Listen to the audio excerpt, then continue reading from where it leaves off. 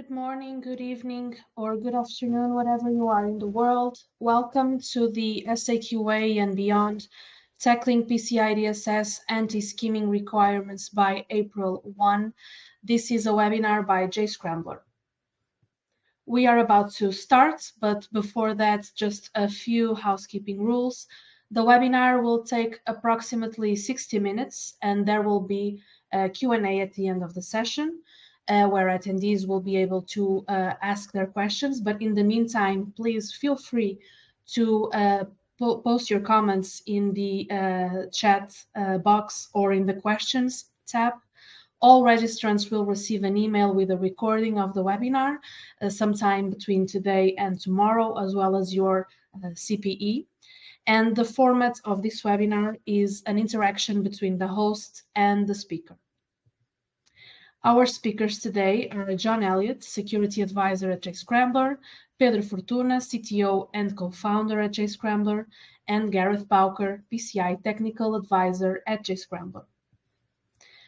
When it comes to our agenda, we are going to start with John. John Elliott will be deciphering the changes, PCI DSS 4.0.1 and the April 1st deadline.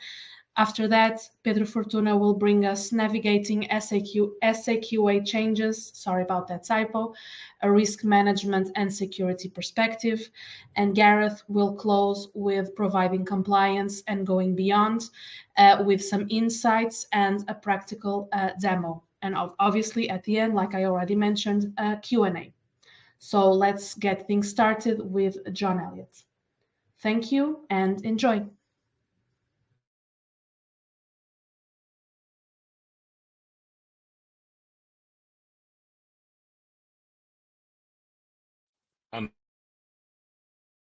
I took the mute off, but this would work. Good. It's a bit COVID, isn't it? Am I on mute? Can you hear me? Good afternoon, good morning, good evening. I'm going to talk about 643.11.6.1, which I don't think I've talked about for about a few minutes, really. What are we doing? We're sharing a screen. Hey, and hopefully not only can you see me in a little box, but you can also see some slides. And if that's not the case, someone could shout out that you can't. So yeah, as Julia said, I'm the security advisor here at Jscrambler. And I want to try and decipher where we are, because we started this exercise a terribly long time ago. PCI DSS version 4 was released back in March 2022. Which seems a terribly long time ago now. And we are now in March 2025. And in PCI DSS version 4, there were 51 new technical requirements, which only became applicable on the 1st of April 2025. And the reason for that was the PCI SSC wanted to give people 3 years to implement things that would require them to work out how to do it, understand if they needed to raise the budget and some change, raise that budget and find a change window in their organization and deploy them. And so hopefully, actually, you'll just hear for an entertainment session because you've already done all of this work and those 51 new requirements are in place and you're sitting there quietly drinking a cup of tea because you've got 2 weeks left and you're ahead of schedule. 2 of those requirements were designed to reduce the risk of skimming attacks. There's 6.4.3 is the first one, a requirement that is designed to prevent, it's a prevent or a protective control. It's also got some governance and some identification in it, mapping against the new NIST framework. And it really consists of 4 parts. The first is an inventory. The second is that scripts are authorized. The third is that you say why a script is necessary. And the fourth is to validate the integrity of the script. And so basically running through those, the inventory, when a script was added to the payment page, also useful to keep a note of when it was removed, and probably you want to retain it for 12 months so your assessor can look at it. It requires it to be authorized, and you should be recording who authorized it and when they authorized it. It doesn't say who has to authorize the script or what has to authorize the script. There's an implication it might be by management, but it could also be quite happily by process, by policy. And also, it doesn't say when a script can be authorized. It could be authorized once the script's appeared or before the script is added to the page. Both of those are valid, and it says that in the guidance. And then you need to justify why the script is necessary from a technical or business reason. And the aim of this was to reduce the attack surface. And if we look at those first three bits of 6.4.3, it's compliance busy work, maintaining an inventory, getting someone to authorize it, writing down why it's necessary. And you might be thinking, well, that's a lot of compliance nonsense. And if you are, that's great. Because the whole intention when we wrote that was that we wanted people to say, I don't want to do any of that. Let me understand how I can reduce how much JavaScript's on my payment page. And then because that would reduce the attack surface. And then the final part of 6.4.3 is to validate that the script has got integrity. In other words, that it's doing what it says it does, and it doesn't exhibit malicious behavior, and it hasn't been tampered with. And to do that, you could use CSP and SRI, or you could use proprietary script or tag management systems, a bit like the ones that Jscrambler has. And then the second requirement that deals with managing scripts is 11.6.1. And this is a detective control that basically says if a script has an unauthorized modification, or a security header suffers an unauthorized modification, you get an alert, and that checking happens. So it's got, again, 4 parts. It's looking at script content, it's looking at headers, it wants you to do it every 7 days and send you an alert. And so, yeah, the script content is any changes in JavaScript that could compromise the transaction. The security impacting headers is all of the security headers, but the one it's really focused on is changes to content security policy, because it could be an attack that will whitelist an attacker script, allow list an attacker script, or also edited to remove some sort of protective control. You need to do that at least every 7 days, because when it was written, it was very clear that some people would like to use a scanner to do this, and some people would like to use a real-time tool like an agent. And then when a detective change happens, an alert's generated, and of course, the alert is to the merchant, not to the consumer, and then you respond to that alert according to 10.5.1.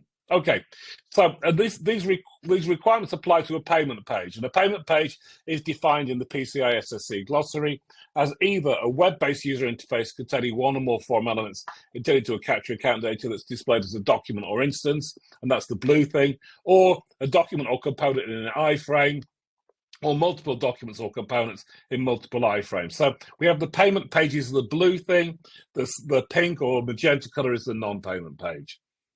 And hopefully you're all happy and familiar with that. That was a very quick run through where we are. And then something weird happened about a month after PCI DSS version 4 came out, was SAQ A was released. And then I think it was about June or July last year, PCI DSS version 4.0.1 was released. And these both said effectively the same thing, that these 2 new requirements, as well as applying to a payment page, also apply to the parent page. In other words, the page that hosts the iframe. And so what we saw when SAQ A came out, and this was initially just put in SAQ A, and then it was moved from SAQ A into the main requirement when 4.01 came out, is that the response that we now have 6.4.3 and 11.6.1 happening twice. The first is inside the payment iframe, and that's the responsibility of the payment service provider or payment processor, but it also applies to the parent page, which is the merchant's responsibility. And so everyone said, well, this is quite an interesting thing, isn't it? Pardon me. And so people are now looking at, okay, what does the PSP have to do? But the merchant's also got responsibility. And the reason for that is that there are attacks against payment card data that can originate from the parent page. And then we've recently had in the past, well, just 3 months, quite a lot of PCI DSS excitement. So now added to the timeline, SAQ A got revised. And what happened was that those 2 requirements I've spent 8 minutes now talking about were removed from SAQ A. But also this eligibility criteria was added that says that if you're using SAQ A, the merchants confirm that their site's not susceptible to attacks from scripts that could affect the merchant's e-commerce systems. Okay, and so now the PSP is still, or the payment service provider or the payment processor is still responsible for 6.4.3 in their iframe where the payment fields are that collects the payment. The merchant's now no longer got any responsibility for 6.4.3 or 11.6.1 as long as they can confirm that their site's not susceptible to script attacks. And if we look at the wording of this, the merchants confirm that their site's not susceptible to attacks from scripts that could affect the merchant's e-commerce systems.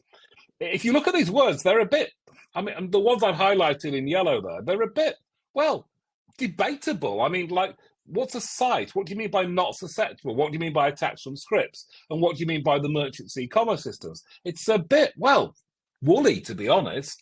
I prefer, when people have asked me to explain it, I explain it like this, that the merchants confirm that the parts of their website that redirect or include the iframe is using a protective or detective controls to mitigate attacks caused by malicious first and third-party scripts that could breach the confidentiality of the account data intended to be collected as part of the redirection to or iframe from the third-party service provider or payment processor. And I think that's what it meant.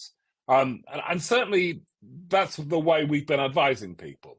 And so now if I'm trying to decipher where we are with SAQA, I think we're in a very clear point. It's like, the first question is, do you have a payment page? Like, as a merchant, do you have it, or a service provider, do you have a payment page? Something with the fields in. And if the answer is yes, then you need to meet 6.4.3 and 11.6.1 for the payment page. But if the answer is no, right, if you've got a parent page, then you would need to work out whether you're doing SAQA or you're having a full report and compliance done by a QSA or an ISA. And if you're doing a report and compliance, you do need to meet 6.4.3 and 11.6.1 for the parent page. But if you're just self-assessing and following SAQA, then you need to do this confirmation that your parent page is not susceptible to script attacks. Well, that big long bit of words. I would normally pause now if you were in front of me and say, has everyone got that? And remember, you will get a copy of these slides, so you will get a copy of this deciphering flowchart. But there's a wrinkle, and the wrinkle is this, that there's another FAQ 1331, that says if you are doing a report on compliance, but you fully meet the eligibility criteria defined in an SAQ, you can use the requirements in that SAQ as the basis for your full PCI DSS assessment, as long as the assessor verifies that you meet the eligibility criteria. And we just discovered that the eligibility criteria is written, I don't know, like somebody was having a bad day writing things down that day, in my opinion. So let's go back to our flowchart. We're okay with the do you have a payment page, and we're okay if you're doing SAQA. But if you have to do a report on compliance now, you now have another question to consider, which is, are you going to follow FAQ 1331 and base your report on compliance on the requirements in SAQA? If the answer is yes, then you're back into doing, you and your assessor are back into doing confirming that your site is not susceptible to attacks from scripts that can affect your e-commerce system. And if you're not doing that, then you still need to meet 643 and 11.6.1 for the parent page. So that's technically where we are, which is why this confirmation that scripts are not susceptible is really important. You might have noticed, I have a bit of a problem with confirming something's not susceptible, because we've moved from having two proper requirements in PCI DSS, which have got defined testing procedures in 6.4.3 and 11.6.1, to somebody self-determining a security outcome. So we've got prescriptive requirements versus security outcome. We've effectively moved something that is very objective to be able to understand, i.e. the requirements 6.4.3 and 11.6.1, to something that's really subjective to understand, whether you can confirm as a merchant whether your site is susceptible or not to attacks from scripts that affect the e-commerce system, which frankly I don't think anyone could, to be honest, the way it's written. And so we are where we are, which is now we are 2 weeks away from FAQ 1588, which is a new FAQ that's been out, which attempts to clarify that eligibility criteria. And we also are 2 weeks away from those new technical requirements becoming mandatory on the 1st of April. And so FAQ 1588 is some guidance on how to confirm whether your site is susceptible or not to attach some scripts that affect the e-commerce system.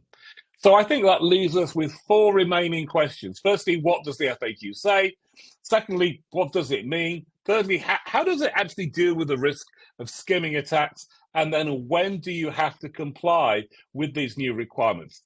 I'm going to answer the last question first, which is that contractually, if you are a merchant or a service provider, certainly if you're a merchant, your contract with your acquirer or your payment facilitator or your payment service provider or whoever is the compliance accepting authority, is that all the new requirements that you have to comply with, the requirements that your contractual requirement is you comply with the current version of PCI DSS.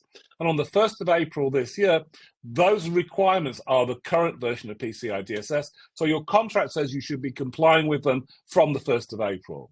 Practically, however, most people follow the theory that basically all those new requirements will need to be in place in time for your next time you'll get a PCI DSS assessment, which is when anyone will notice. But contractually, you should be compliant with them from the 1st of April. Practically, I know most people wait until their next PCI DSS assessment, which is why all the QSAs are incredibly busy doing everyone's assessment at the end of March this year, so they've got another 12 months before they have to comply with these new requirements.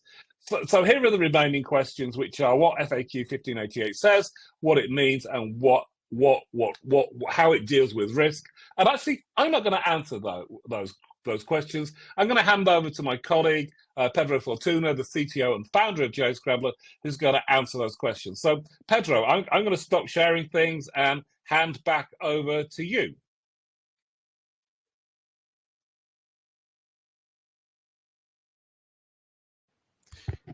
Thank you, John. So it's my turn to share my screen.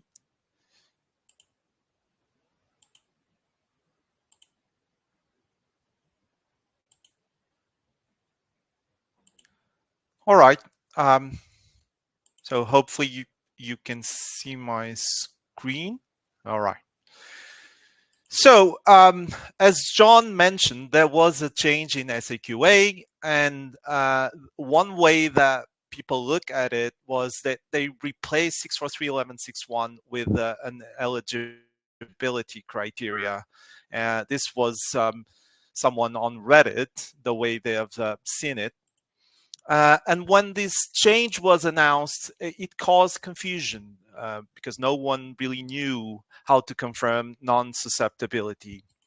And given the confusion and the fast approaching deadline, many, including us, stated that meeting requirement 643 on 11.6.1 were still the best way to confirm that their site was not susceptible to attacks.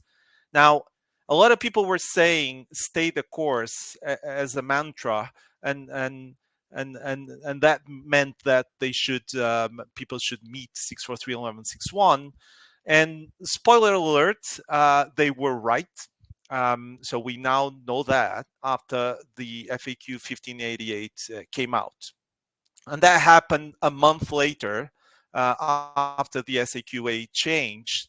And it was put out to clarify how to confirm that the web page, not site, is not susceptible to attacks from scripts. Presumably, that could affect the merchant's e-commerce system, although they didn't. That wasn't spelled out completely in the FAQ documents.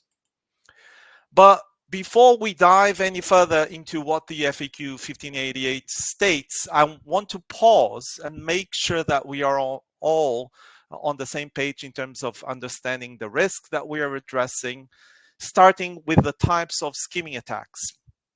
So, and bear with me, some of you might already have know this inside out, but we have silent skimming, where payment data is exfiltrated in the background as the user types the cardholder information without introducing any noticeable changes in the user experience. And then you have double entry skimming, where usually a fake payment form is mimicking the legitimate version, and this is being presented to the user, tricking the user and stealing the cardholder data before redirecting to the real payment form. Therefore, forcing the user to enter the payment details twice, and therefore the name double entry. And also where these skimming attacks can be triggered from. So these attacks, obviously, they happen through the root cause of the attacks is through vulnerable JavaScript dependencies, compromised third-party integrations, or direct attacks to the backend of the merchant's e-commerce systems and simply changing the page's code on the server. But you have same page skimming, where payment data is skimmed by a script running in the same browser execution environment as the legitimate payment form or within the same DOM context. You have parent page skimming, where the payment data intended to be entered into a form in a child iframe is skimmed by a script running on the parent page that hosts the iframe.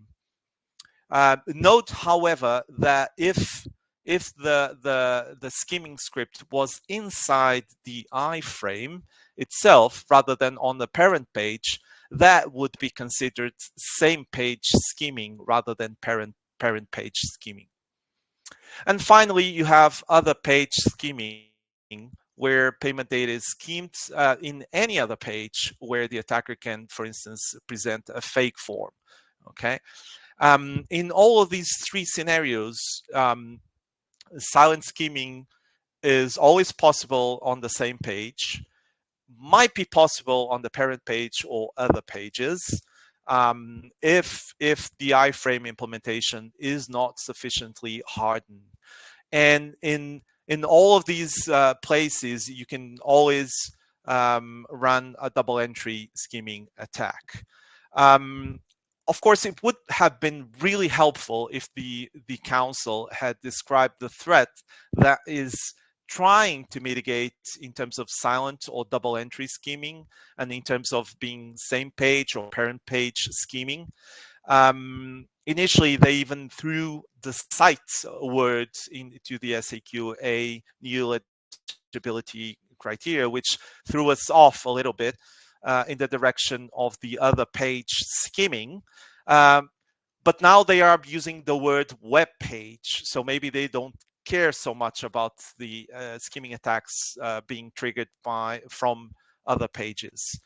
Of course, these attacks can be mitigated. There are a number of techniques and defenses, but I'm not getting into that right now. The FAQ 1588, it outlines two ways that merchants can confirm that their web page is not susceptible to script attacks. For simplicity, I will call them option A and option B. Option A is merchant driven and option B is driven by the TPSP. And let's look into each of these in detail. So option A talks about techniques deployed by the merchant or a third party. And as you can see, like it talks about using techniques like the ones detailed by 643 and 1161. And one immediate question that we have is, what techniques qualify under this option? The FAQ, again, mentions 643 and 1161, but we don't know what alternative techniques mean. Could they mean that something equivalent in terms of scope and level of protection, or just techniques that achieve the same outcome? The FAQ does not clarify that, and maybe that was intentional because to give room for people to come up with all sorts of solutions. And we don't really know what the council had in mind. Also, that this added flexibility is not new. you could already use different approaches to meet 643 and 1161 using a compensating control or the customized approach. Of course, such an approach would require additional documentation, including a risk assessment and assessor validation. And now that these requirements were merged into or transformed into an eligibility criteria, validation has become less clear-cut, I could say. But assessors are still responsible for verifying compliance. If you already comply or you are about to comply with 643 and 1161, the path ahead is really straightforward and predictable. This FAQ basically confirmed that you are stepping in solid ground.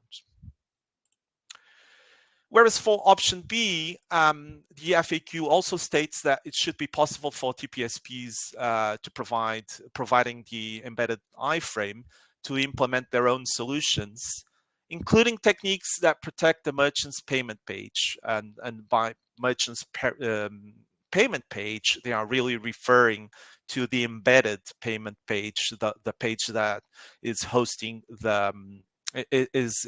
holds the payment form. So it basically clarifies what to protect the embedded page and form, but not the how. And also not the where from. Should we be protecting it from inside the iframe or from the parent page or both? This is not cleared. It also mentions that in order to make option B viable, merchants must follow the TPSP guidance when implementing the TPSP's solution, which suggests that there are correct ways to do it, but also incorrect ways to do it, in which case the effectiveness of the TPSP solution could be questioned. And I wonder who will be responsible to make sure that merchants are following the correct way to implement or to follow the TPSP instructions. Another key takeaway, and I was asked this question a few times already, is that it seems like TPSPs may offer a solution, but they are not required to. So this means that merchants relying on this option must actively engage with their TPSPs to determine what protections, if any, are available and what is the specific guidance that they need to follow. So until TPSPs clarify their stance, this path remains uncertain.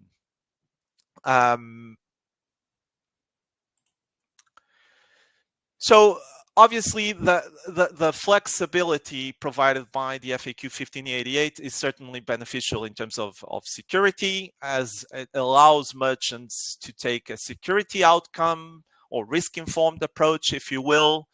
But it also presents a couple of challenges.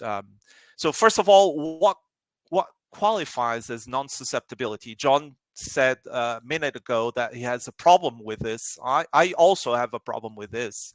But we need to, as an industry, we need to clarify this. We need to come up with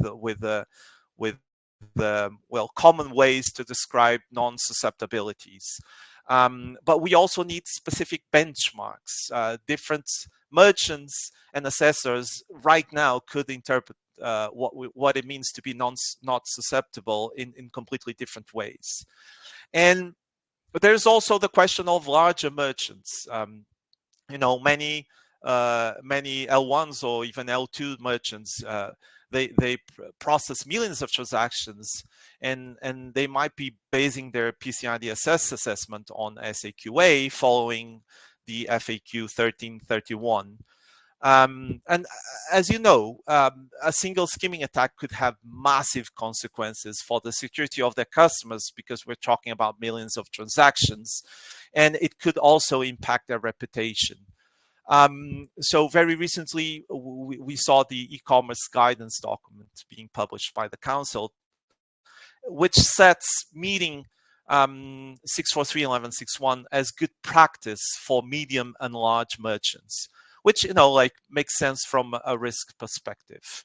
But we also have opportunities rising from this these changes. The FAQ 1588, I think it might be suggesting the industry that iframe isolation alone is insufficient, and that it might be a good idea for merchants or whoever is delivering the security controls on behalf of the merchants to consider other security controls to strengthen and mitigate the risks more appropriately. And again, I've mentioned this before, but I think this is really important. Avoiding skimming is not just to avoid PCI fines, it's also avoiding reputation damage. And I'm sure that all merchants do care deeply about this as well. So finally, to align with the risk-based intent of these updates, merchants should reevaluate their security posture. So basically treat the eligibility criteria and requirements within the SAQ A not as minimal compliance, as a minimal compliance exercise, but as an opportunity to strengthen defenses against these evolving threats. If they are following option B, they should demand clarity from their TPSPs. So basically ensure that any service provider offering iframe-based payment solutions provides concrete security guarantees beyond, you know, the basic cross-origin iframe isolation.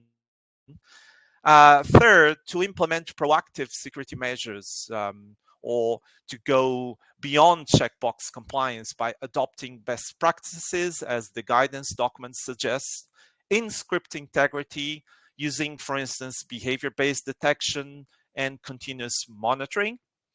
And finally, work closely with assessors and acquirers. These and other compliance accepting entities should ensure that the merchants are not simply ticking a box, but you know, like mitigating script-based risks in practice. Or if you want to see it that way, to ensure that their compliance efforts actually lead to risk reduction. As a final thought, I would leave you with in the SAQ A eligibility criteria change seems to me that it's more than a compliance update. It's a recognition that skimming risks have evolved since 3 years ago. The DSS 4.0 decided to include 643 and 1161. And it is true that iframe-based payment solutions do reduce some of that risk, but it does not eliminate the risk completely. So by reinforcing the need to secure merchants' websites from script-based attacks, I believe that the Council is moving towards a more realistic and risk-informed approach. And that's it.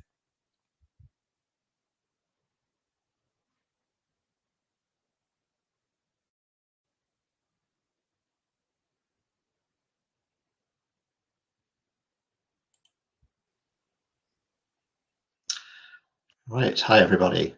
So my name is Gareth Bowker. As Julie said at the start, I'm a PCI Technical Advisor at Jscrambler, and I've been working in the payment card industry now for nigh on 20 years, starting as a QSA, and over half of that time was actually at the PCI Council, where I was a member of the Technical Working Group and P2P Working Group and so on and so forth. So I want to talk now a little bit about kind of the compliance side of it, and first of all, what Jscrambler can offer, but then sort of taking a step back and giving some guidance in terms of the sorts of tools that you can be using. If you're not using WPI from Jscrambler, you'll get a sense of the type of evidence that might be useful, either from an assessment perspective, if you're doing report and compliance, or kind of an SAQ A based assessment, or alternatively, if you're doing full-on SAQ A, the type of evidence that you'll want to just hold on to there as well.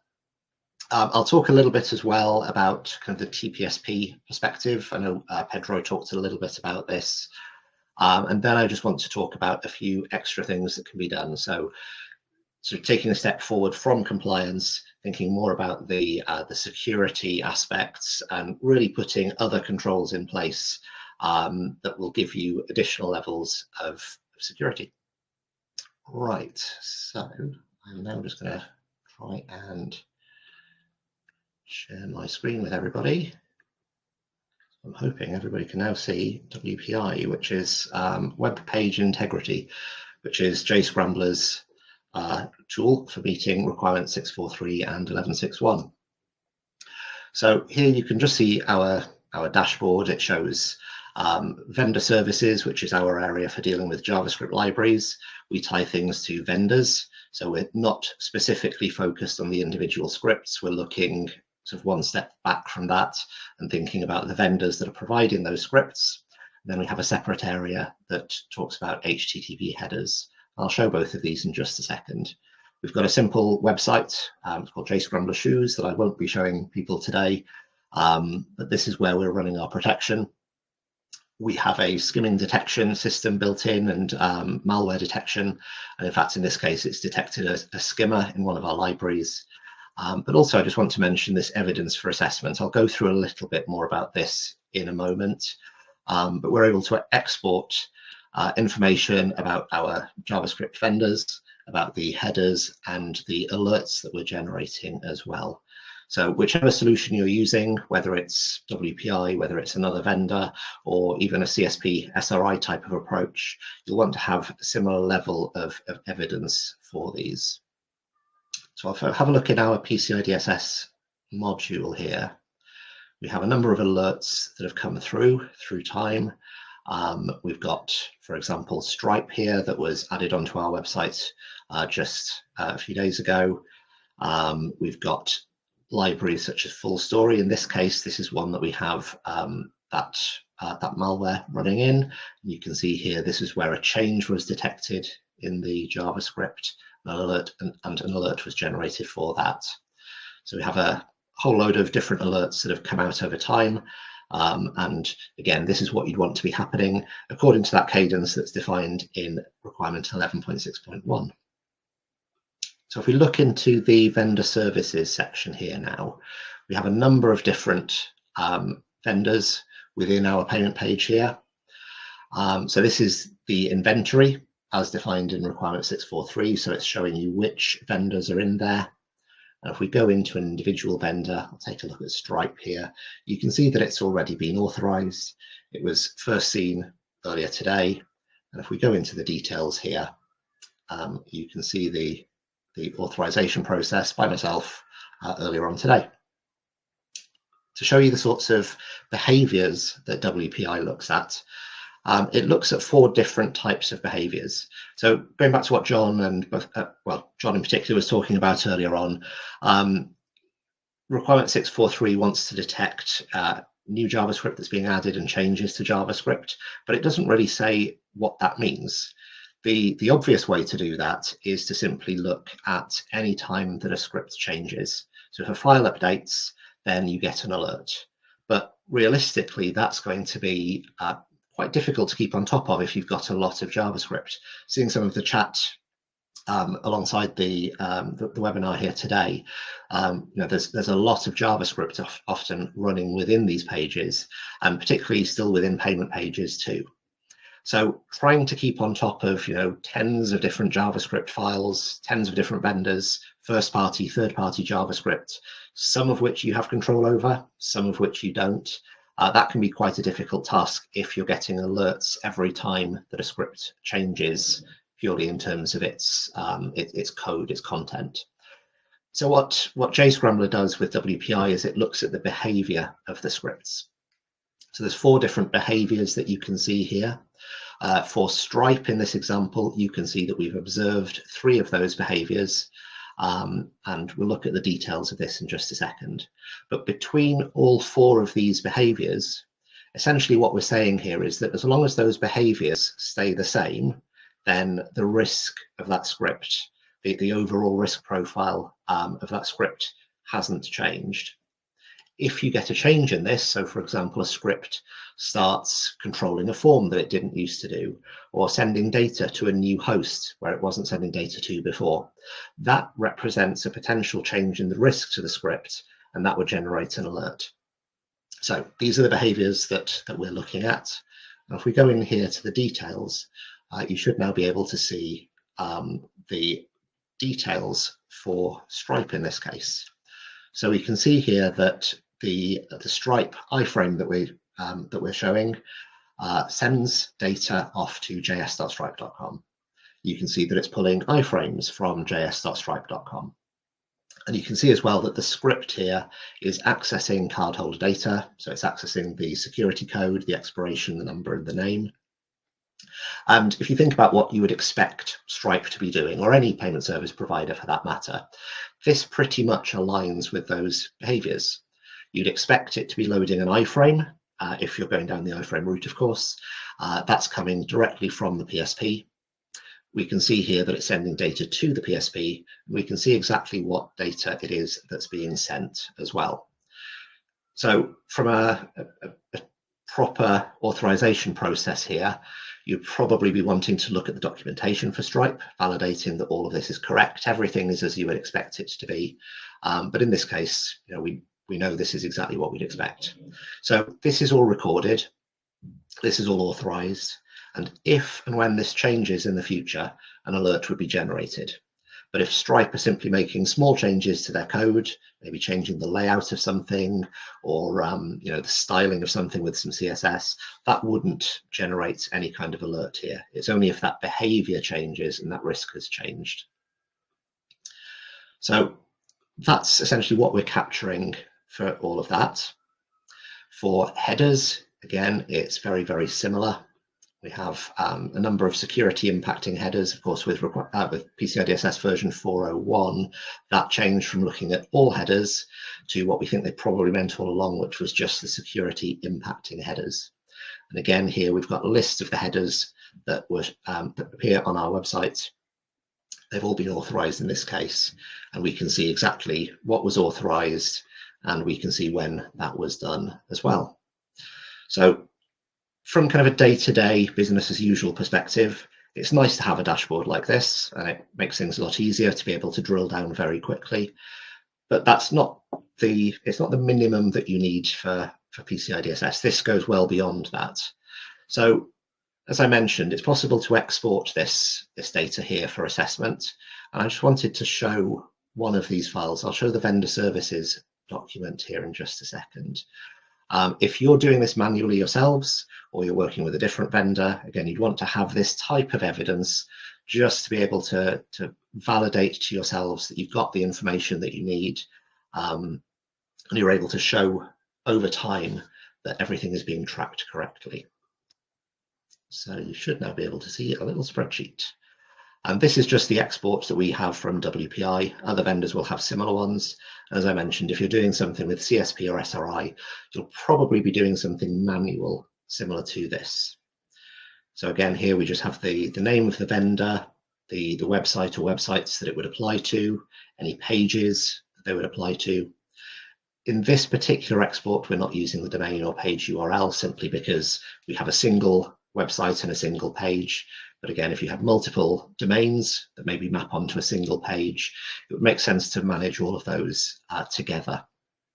We can see the URLs of the scripts that are being loaded, as well as the status here that shows that something is actually authorized. So you'll be able to look at exactly which scripts are running on a page, verify it against this spreadsheet, and see that everything looks okay. We can also see here we've got a record of when things were first seen. Anytime that there was an update that was seen as well, whether that's the same script or a different script. So with our system, we're running essentially continuously, so we're able to see lots of changes here. And you can see the authorization date as well. We keep the justification itself within this, as well as who did that justification. And also just for our one, we have the changes in the last 12 months again, so you can just see how frequently those scripts are changing. So it's all very, very straightforward. Like I say, if people were building their own systems for this, then a spreadsheet like this would absolutely meet the PCI DSS requirements. And obviously it's nice to be able to export something like this if you needed to be able to go through and validate everything when it comes time to do compliance. Right. So that pretty much is the tool. I do want to just touch on one last thing as well, which is back here for our website. There was a little bit of conversation about sort of looking at the source code and so on for scripts. You can absolutely do that. So I just had a look in the source code here for our payment website, but I just wanted to highlight here, we have first-party JavaScript that's coming in here. So this would generally be something that we're controlling ourselves. We also have third-party JavaScript. So this would be something that is outside of our control. You'd want to still have a process to be able to determine changes to that JavaScript. It's often quite difficult to do this if you're not using a behavior type of engine like we have, because often that code will be hardened, it will be obfuscated. So it's very difficult then to actually look at the behaviors of what that code is doing without a system like this. There are open source tools out there that will do this though. So if you do want to go down that route, you can at least have some level of assurance that those scripts are doing what you're expecting. And I wanted to highlight here as well, you do also need to consider things like this for first-party inline scripts as well. Often attackers will manage to find maybe some sort of cross-site scripting type of vulnerability, and they'll be able to inject scripts into the page as well. If you don't need these types of scripts, it would be a good idea to use content security policy to disallow these as well. Right, let me go back onto here and I'll carry on with my slideshow. So Julia, are you able to bring the slides back up, please? Right, thank you very much. So that was our little live demo there.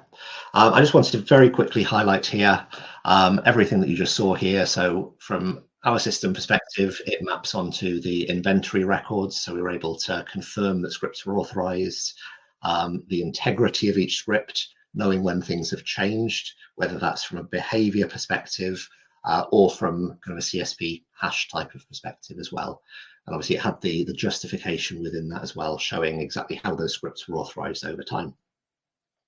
For 11.6.1, talking about those headers, I really just wanted to highlight here where it talks about indicators of compromise, because it doesn't really go into too much detail about that.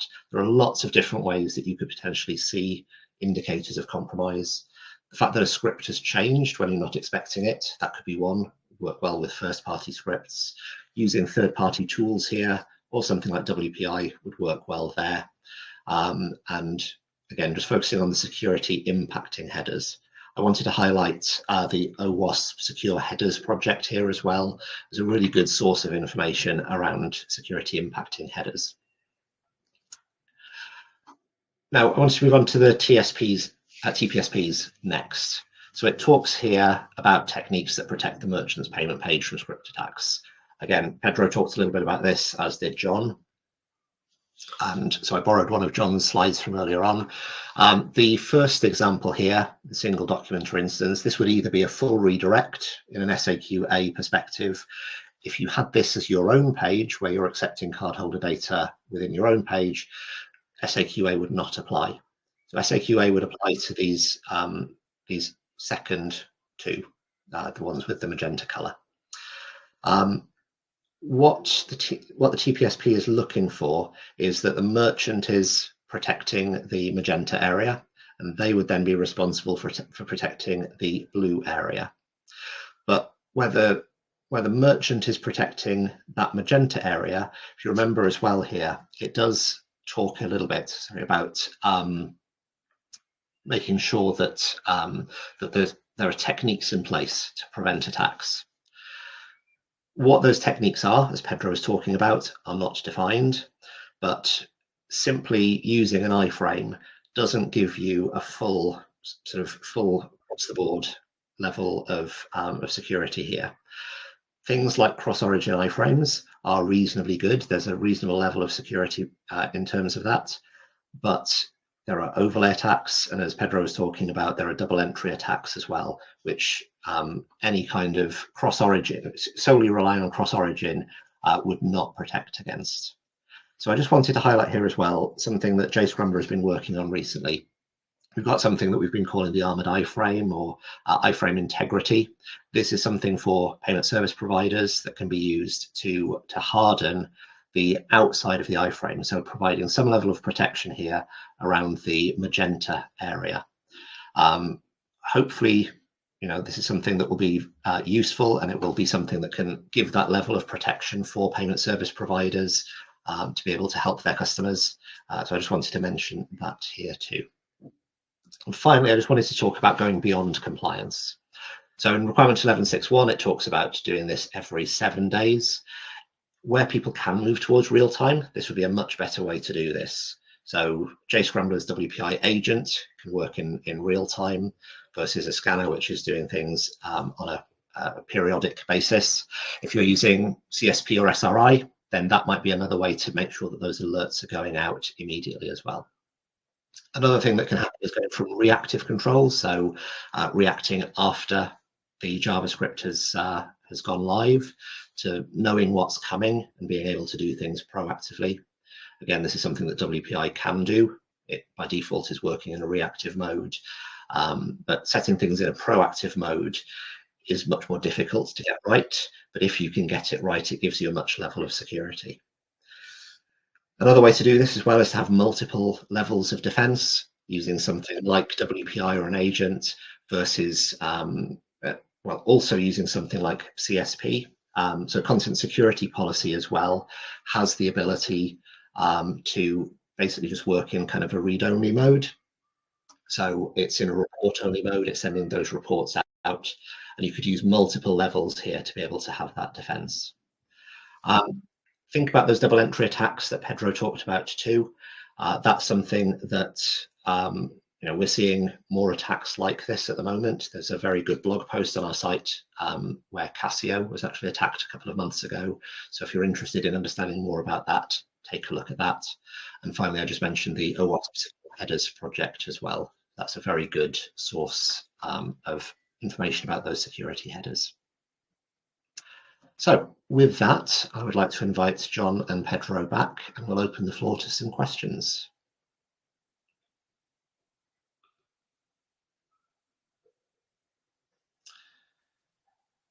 I see you, John, and hopefully a Pedro in a second. Hi, Pedro.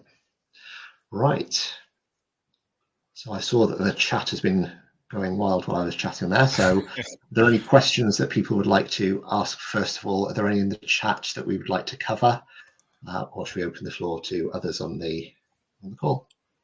I mean, Frank asked a couple of really great questions. So Frank, thanks for those questions. And I actually think they're probably worth discussing. Because I foolishly went, well, just go to DevTools. No, just press F12 and you can look at the JavaScript that's running on your web page. Because Sunil was asking, like, how do we do that? Well, we have a free tool, and there's a link in the chat. But of course, actually, just pressing F12 and looking in DevTools is pretty hard, because as Frank says, there's obfuscated code, there's minified code, there's code that changes what it does. And yes, if you look at the network tab, you can see what network transfers there are. But Pedro, you spent 10 years working on how to fix and analyze JavaScript. And you've come up with the idea. You came up with the idea of behavioral monitoring and having an agent that does behavioral monitoring. Do you want to tell us why that is, and why just pressing F12 isn't good enough? Right. That's an excellent question. So in computer science, when you're analyzing code, for instance, if you are in the compiler's context, there are basically two approaches to analyzing code. One, and this is very simple, you are either analyzing code that it's not running or statically, or analyzing code that is running. Okay, and there are pros and cons to both. Analyzing code without running is cheap, but very limited. So you can easily miss things that the code might do just because it's not running, and you can get tricked by looking at the code and easily miss things like loading additional scripts, or especially if the code is really trying hard to fool you, to fool your analysis, because then they start using obfuscation and all sorts of tricks, and JavaScript is really prolific in giving you ways to do that. And so it's really cheap and easy to do in scenarios where you're not trying to be tricked. So analyzing the code while it's running, it's an excellent way to make sure that you're seeing what actually is happening as it happens. And it also gives you a way to, to decide whether you want that to be able to happen. Or you have a control point where you can block a certain action. Also, there's a whole dimension of where JavaScript can change every second. So you might be looking at a script and now it's doing something, and a minute later it could be doing something completely different. And also it could be doing completely different things at the same time, depending where you are in the world, if you're using Firefox or another browser, or your specific IP address, or something about your account. So that's the beauty of the web. It's so dynamic that by pressing F12 and looking at your code, you might not be seeing the code that it's running in the next user. So that all led to, we need to be monitoring every user sessions in a continuous manner, and we need to be actually seeing what the code is doing. That's the only way to be completely certain what the code could do or not do, and to have a place to stand in regards to letting it happen or not. Thanks, Pedro. The second question, and I'll just highlight this in case not everyone's reading chat and the real time it's scrolling up, was Frank asked, the Jscrambler solution, is it something external? Does it sit in the payment page? And if it sits in the payment page, how do you guarantee that our piece of JavaScript is not malicious and hasn't been tampered with? I answered in chat, but we can operate in both ways. We can operate as a what do we call it? I don't like to call it a scanner, but as a synthetic user. So loading the site and then in a synthetic session, and then analyzing the JavaScript again using behavioral analyzing. Or we can run, as Pedro says, we can run as an agent that's in every single user session. And of course, yes, then our agent could actually interfere with the security of the payment page, which is why we have been for the past 2 years assessed as a service provider annually by QSA. And if you're putting any JavaScript on your payment page, I would say you would want to make sure it was coming from an environment and an organization that was assessed annually by QSA, and you get an attestation of compliance from that organization.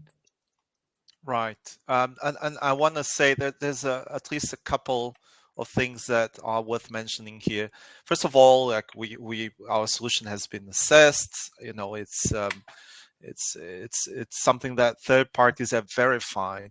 It also uses, especially our agent, because that's, the question touches more on how do we secure the agent from interference.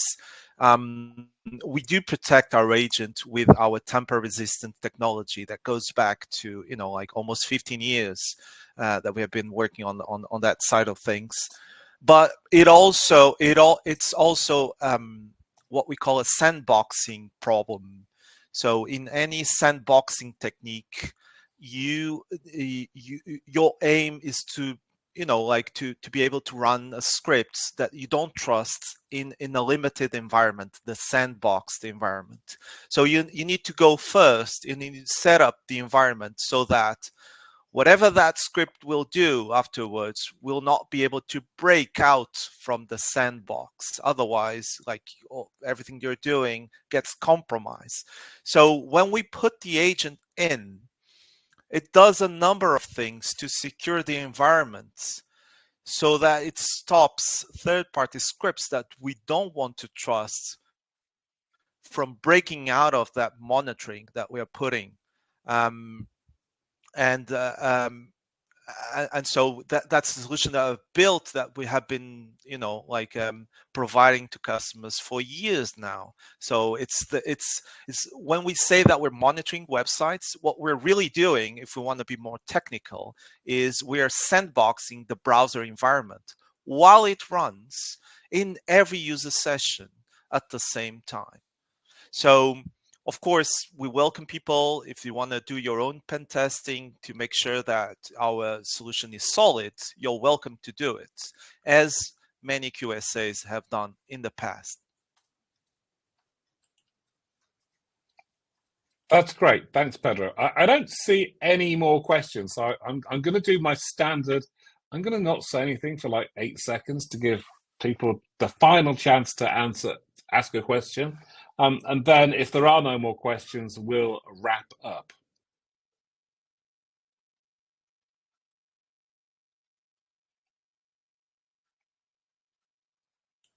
I see somebody typing, so they're either saying thank you or here's a really insightful question. So I'm gonna no pressure on the person typing to type quicker, but I'm gonna hang around for a bit.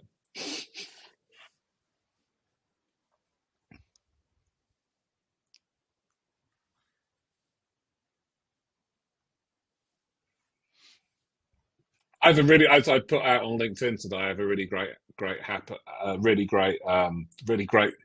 hope that the PCI SSC doesn't make any more changes to DSS, to 6.4.3, to SAQ A, or another FAQ, and we can stop having webinars that talk about this. Natasha has said, not a question, but I'd love more explanation on iframe hardening. Gareth, Pedro? That's another great question, and it might be a rabbit hole because the explanation might be a little bit too long, but I'll try to cut it short, and we can get deeper later if you want to reach out to us. So simply put, there are two things that you can harden an iframe.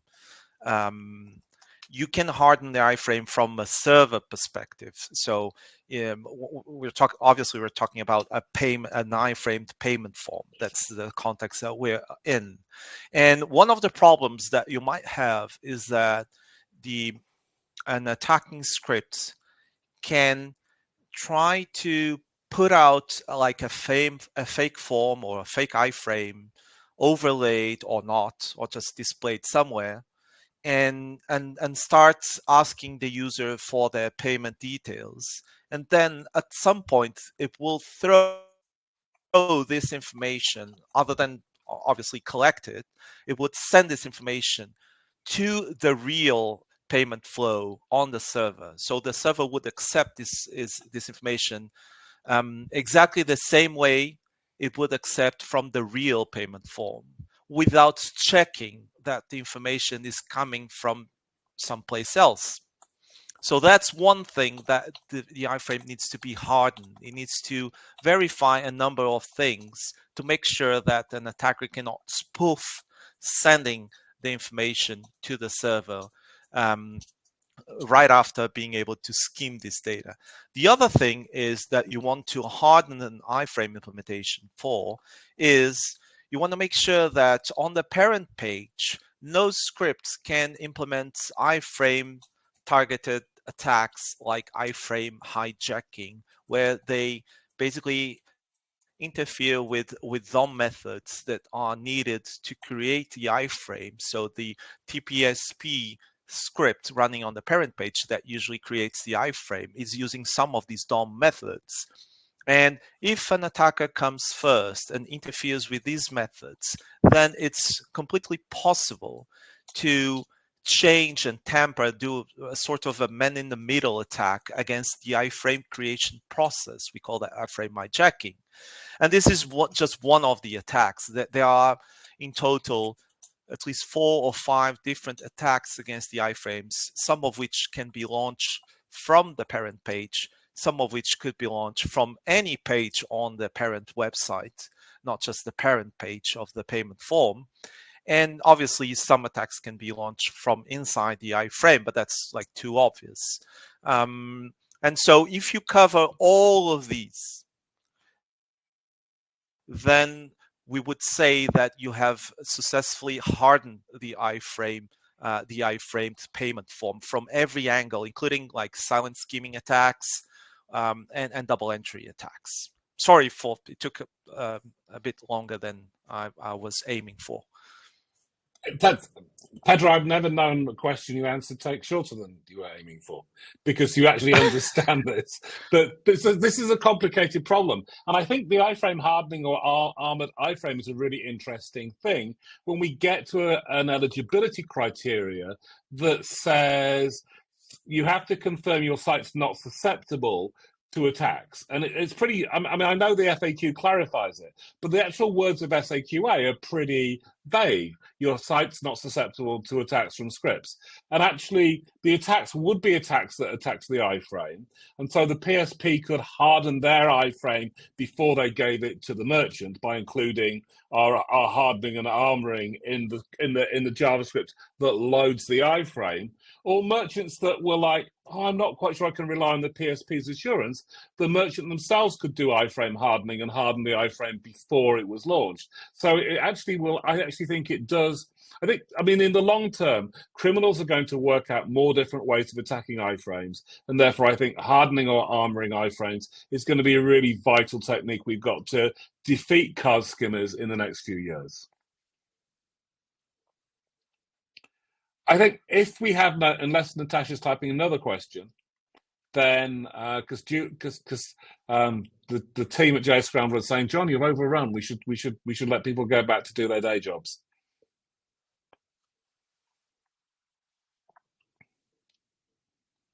Natasha asks in chat the interpretation of option B, that the TSP can provide confirmation that their site is their payment page isn't susceptible to attacks from scripts. I'm also really interested in how a TPSP will do it. Some of my clients are TPSPs, and when I talk to them, they're like, how do we give that confirmation? Do we have some liability when we make that?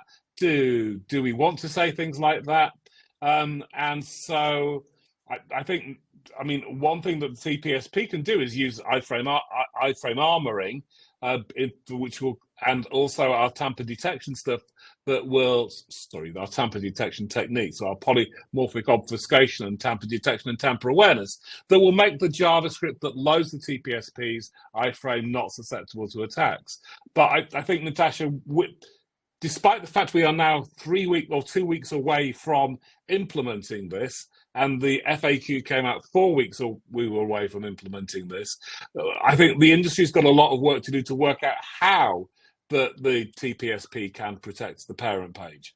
And I think, you can do it with a proper sound cross-origin implementation. The TPSP needs to do some work at their back end that Pedro talks about to make sure that there's no way of skimming and then actually sending the real transaction to the TPSP. And then the TPSP needs to do stuff to harden its JavaScript as well. I would just add in there, I would probably split this into two as well. So looking at the SAQ perspective, which is to say that, if the TPSP is giving that level of assurance around their implementation, great. Because, it comes down to contracts at that point, doesn't it? So if you're getting something in writing from them saying that what they're doing means that the merchant site is not susceptible, that's probably enough, given that any kind of breach would also be, to a large degree, on the payment service provider to deal with. The bigger question then comes from the QSO report and compliance side of it, using FAQ 1331, because what needs to be done there is that the assessor needs to be able to validate that method is working. So whatever the TPSP is saying would also need to be validated in some way. That's where it gets a lot more tricky, and I don't have a good answer for that right now. But yeah, I'd definitely split those into two. SAQs is relatively straightforward. Reports on compliance, a bit more tricky.